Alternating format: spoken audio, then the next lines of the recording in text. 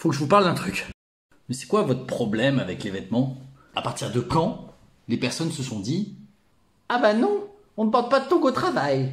Et on ne porte pas de short à l'école. Vous avez entendu le petit Jean-Michel. Il faut une tenue républicaine. Républicaine. À l'époque de Napoléon, il savait s'habiller. » Depuis quand la tenue est une question de compétence? Alors, qu'on soit d'accord. Si je viens habillé comme ça au travail... Salut, j'arrive pas à respirer mais je suis super bien habillé. Ou comme ça. Bonjour, je m'appelle Yvain, enchanté. Oh, je respire. Vous avez vu ce super petit short Dragon Ball? Je suis toujours la même personne. Et si je mets ces chaussures,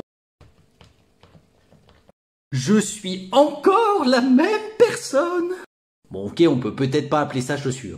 Et ça ne change strictement rien à mon travail. Pour être précis, je vais même être encore plus compétent parce que je vais être plus à l'aise. Et être à l'aise, ça permet de bien travailler. Parce que jusqu'à preuve du contraire, on ne travaille pas avec ses pieds. Bon d'accord, à part si t'es joueur de foot. Ah bon, les vêtements ne changent pas les gens? Ah non, parce que Bruce Wayne et Batman sont deux personnes complètement différentes. Depuis quand la tenue est une question de compétence? D'ailleurs, mon banquier, moi je l'aimerais bien plus s'il était en tongs. Moi j'aurais pas l'impression qu'il me regarde de haut. Ça me rappelle durant la canicule où il y avait des chauffeurs de train, ils pouvaient pas porter de short. Du coup, ils ont fait quoi? Ils ont porté des robes! Ah bah on vous a bien eu, hein! Et d'ailleurs, ça pourrait être bien plus suspect une personne qui s'habille bien. Qu'est-ce qu'elle a à cacher? On s'en tape des vêtements, ce n'est pas ça qui fait les compétences.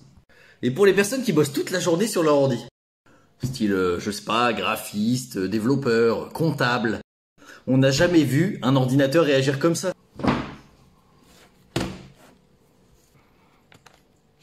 Salut espèce de paysan, tu t'es cru chez ta grand-mère, va te rhabiller avant de me toucher. C'est-à-dire que choisir une personne en fonction de ses vêtements, c'est un peu comme si on recrutait un président juste parce qu'il est pas moche. Ça laisse à réfléchir. Et cette histoire de tenue républicaine là pour les étudiantes là, mais vous vous rendez compte à quel point c'est ultra sexiste? Non, parce que du coup un mec en short c'est pas très dérangeant, mais une fille en short, alors là, oh mon dieu, vous vous rendez compte du scandale? En fait, je pense que de base, associer les vêtements à une situation quelle qu'elle soit, ça n'a pas de sens. C'est-à-dire que oui, une femme qui se fait agresser dans la rue, ce n'est pas à cause de ses vêtements. Non, c'est l'agresseur. Et si une personne est compétente ou si elle ne l'est pas, ce n'est pas à cause de ses vêtements. Oui, mais comme on le dit souvent, la liberté des uns s'arrête là où commence celle des autres. Oui. Ah bah justement, ta liberté, elle s'arrête quand tu exprimes des pensées rétrogrades. Nous ne sommes plus au XVIIe siècle. Alors oui, il y a des personnes qui trouvent ça pas bien.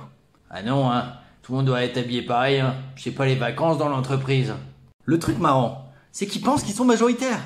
Et que c'est nous qui avons tort. C'est quoi alors, la prochaine étape, que tout le monde vienne en slip? Alors ça, c'est une technique très utilisée par les personnes qui n'ont pas d'argument, c'est de prendre un extrême. Comme ça, on peut rien dire. Vous savez, on peut faire un entre-deux. Et promis, on ne vous forcera pas à porter des tongs. Et si on parle de liberté, il y a la personne qui force l'autre à s'habiller comme lui le souhaite, qui est en tort, non? Qu'on arrête de forcer les gens. Chacun porte ce qu'il veut. Moi, je veux voir mon banquier en tongs. Je veux voir un professeur avec des tatouages. Je veux voir une directrice d'entreprise avec des piercings.